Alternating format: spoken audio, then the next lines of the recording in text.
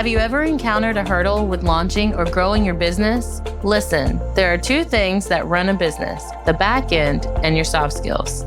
Telling you right now, if these aren't in place, you'll lose clients and you'll lose money. You don't want that? Well, you're in the right place. Hey, I'm Dana. Hey, I'm Sarah. We're your hosts of the Entrepreneur Encounter, and we're going to give you a behind-the-scenes glance into our businesses, give you genuine feedback, tips and tricks, plus occasionally bring on guests that care about supporting you to grow your business organically and nurturing authentic relationships. Are you ready?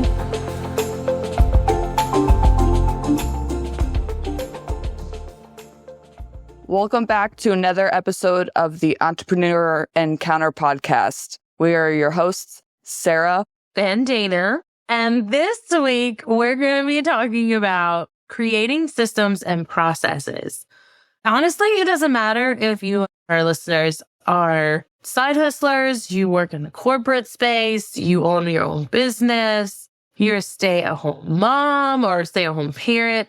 There is no way you can get through life without some sort of system or process to get things done. Whether it's how you clean your house, how you communicate with your children, with your spouse, with your team, it is super important to figure out what that system and process is. So that way, in your day-to-day, if you find that you're getting overwhelmed in a certain area of your life, maybe something in your process or your system that you have developed needs to be tweaked.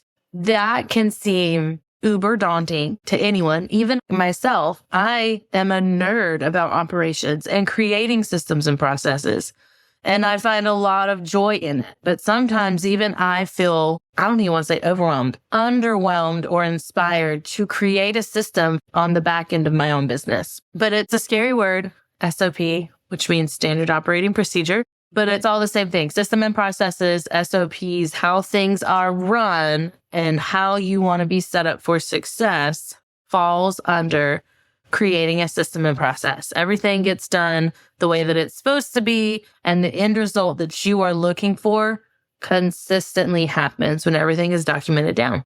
You had mentioned that you enjoy writing the systems. It's funny because I enjoy writing the systems and processes for my clients. But it always seems to come down to like when you do your own thing, that becomes daunting. I see this a lot with business owners. With anything that you do, you're working with your clients, you're doing things for them. And then now when it comes to your business, that seems to be overwhelming for business owners.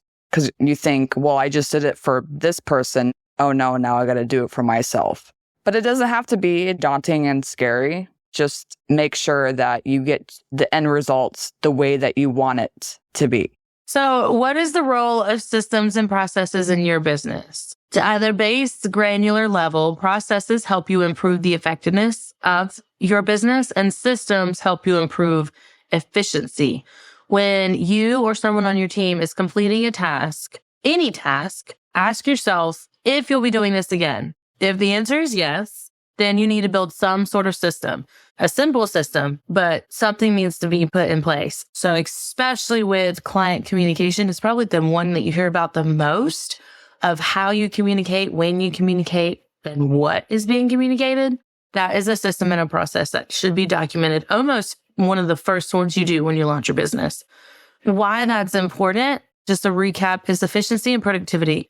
Last week, we kind of discussed a little bit that you should use your resources so your time is not wasted. Well, having systems in place, you'll save your time, energy, money, and stress. And we encourage you to have a listen to that episode. And as we went into a little bit more detail, there'll be links in the show notes for that.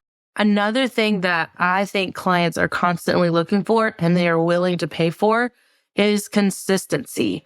Once you've created a system, you'll be able to do the same task the same way every time. And that consistency is what builds confidence and trust with your clients. They know what to expect. They know when they refer someone to you that they're going to get the same treatment, the same support because you have these things in place.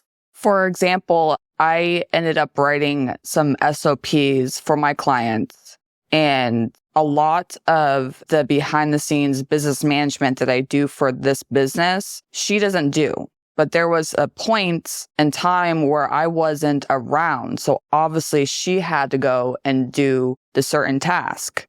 And that SOP, the systems that were put in place, helped her figure out what needed to be done. Although you might think, well, she should know what to do because it is her business. But if you're not in it all the time and you're running a business and you're client facing, but you're not really in the back end of your business, then obviously you're not going to really know all the details. So having that system in place actually helped her do a certain task without having to contact me. So when we had mentioned, if you're doing a task multiple times over time, then whoever comes in your place to do that task, that will be there for them. So you want to start by drafting your process before you even hand off a task, a project, or anything to somebody on your team, or before you even decide that, hey, I want to hire somebody. You have to start drafting a process. So when you are doing a task, have a pen and paper or have a Google Doc up to write out the process. And as you go along with the process, if there's anybody involved in that, then ask questions like, hey, how do you do this? Is this the right way? That will kind of help you, again, draft what that process is. I want to hop on that thought process real quick because this is something I do with my own team. So I draft the overall initial SOP for new clients. Like I get the outline done and started, but it's a Google Doc. So it's a living document constantly being updated. Once I assign a virtual assistant to that client, I make sure that they're aware and do ask these questions of when you're doing this process, if you need to change it, how I've written it, or there's an extra step, or you need to take a step out, please do so. Because they're the ones doing it more often. And maybe when I initially wrote it, there weren't as many features in a platform or an update, because Lord knows they all update. And something will slightly change. A button is no longer in the same place. So they go in and consistently update it every week, every 2 weeks of what's repetitive and how to fix it, but also where things are located so that if they're out of the office, we all work independently, that someone can kind of pick up where they left off and keep things moving seamlessly. Putting a system in place is really helpful. And obviously people learn differently and there's different ways that you can create these processes. So yes, you can write it as a Google Doc. There's another way that you can do it, which I think is pretty cool too, is that you can record a video and verbalize the steps and then somebody else can come and write it up. Another thing that I find helpful is, for example, I have to upload podcast episodes to different platforms. And for this system to make sense, instead of saying click here, I would take screenshots of each step. So now when you are in a certain platform, you can look at the screenshot in which it will show the picture of like where the button is. So yes, you can say something is here to the left on your system, but if you go ahead and even just go a little step further and take those screenshots of each step of like the pictures of the platform that you're using. I screenshot all the things. And I'll even add arrows on top of the screenshot of this is exactly what I'm talking about. I have also learned I am a visual learner, so I like videos. So I like to write down each step very granular and add the images, but also I've learned to do a video walking through the whole process in one swoop. So for the sake of simplicity, I'll say Honeybook tasks. That's the process I'm mapping out. To the right of it will be video overview. And then underneath it is where I'll start typing out all of the steps of how this client specifically likes their tasks done or how to update, how to respond to certain things. And then I'll have images of how to get to there and then what it looks like when you open it up for a project, where to locate it. It seems silly, but I'm hiring people that may not have used some of these systems. So this just takes a lot of the guesswork and helps them confidently do the task quickly. I was once told that somebody was afraid that somebody else was going to take their position because we had SOPs or systems in place, but that is not the case. If you have a team ensure your team that, hey, this is not because we're hiring somebody else or getting somebody else to take over your position. It's just a matter of if said person is not there and somebody else kind of knows the job, but not entirely. So again, they can go back and look and see what's going on with each task. One, this also cuts out the back and forth of asking a lot of questions. Of course, you can ask questions, but you want to make sure that your business is set up for success. Another thing that you can do as well when you have the systems in place is do a test run. So let's say that you draft a system. You can either give it to somebody completely new just to go through the system and see if it works, if they understand, or give it to somebody that knows a task, but you can like role play in a sense, I guess. You know what I mean? Like, I like it. To make sure that it works, because obviously you're going to have to go back and reevaluate and adjust some things if it's not working. And that's when we were saying, get everyone involved as you're drafting the process. And then when it comes to finalize, then there it is. I think once you do the test run as well of all of the pieces, go back through it and see which steps you can automate, where certain emails don't have to be as personalized, like delivering your welcome guide or a questionnaire midway through the project. Like you don't have to personalize a lot of those. You can still make it sound personable, but it doesn't have to have the nitty gritty. Every conversation you've had leading up to this point is just, hey, I need to know how we're doing, so forth and so on. And that can be automated without editing it before it goes out. So with a lot of the workflows that I have set up, I think almost the majority of them at this point are set to approve before sending. So we automatically get a reminder and we edit the email before we send it if it needs to be, or we can just send it on depending on the client, because some of them do have a higher touch points essentially. So look at it through that way as well. For us, I know blog posts, podcast episodes, like those things are automatically set up. I will have like a VIP day for our newsletter, and I try and schedule all of our newsletters for the next 2 or 3 weeks at one time and just have them scheduled to go out. So last minute, if I forget or I'm having a super busy week because extracurricular activities, new client onboardings, or whatever else is going on, I can feel confident that our communication is still going out to our listeners.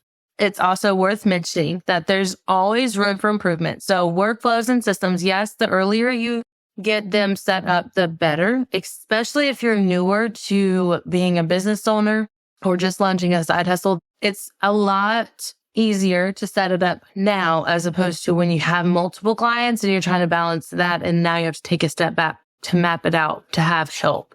Approach your side hustle and your business that you already have the ability or have the means to have help. So you map out that process. So many of my clients, wedding professionals, have it locked in their head. So they know what to do, like breathing. But when I ask them, hey, so how do you do this? And one of them is timelines.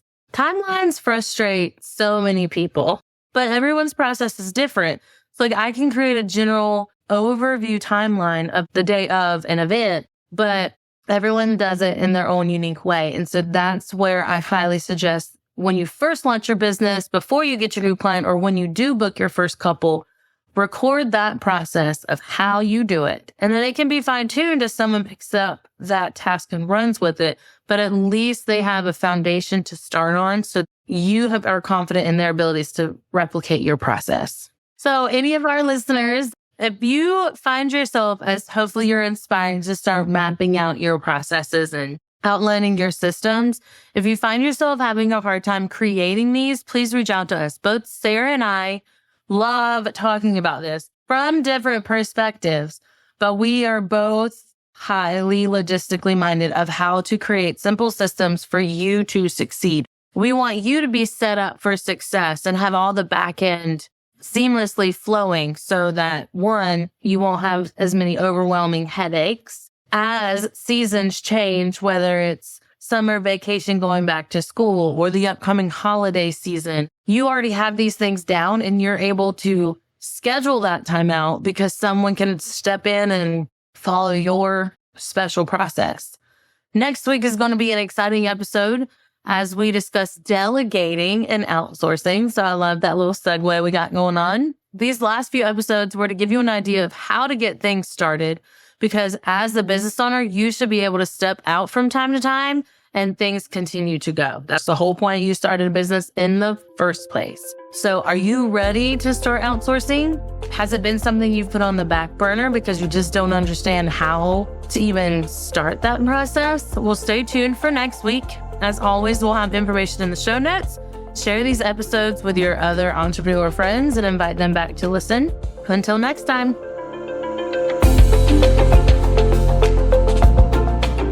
Thanks for tuning in to another episode. Remember, soft skills aren't just some fluffy buzzwords that get thrown around in the corporate world. They're the key to unlocking your full potential as a professional and a human being. Don't be afraid to invest in yourself and seek out opportunities to improve your soft skills. Sarah and I have a variety of workshops, online courses, and complimentary clarity calls for you to practice in real time with us. Links are always in the show notes. And be sure to join us next time for more insights, tips, and tricks to help you succeed in your entrepreneur encounter.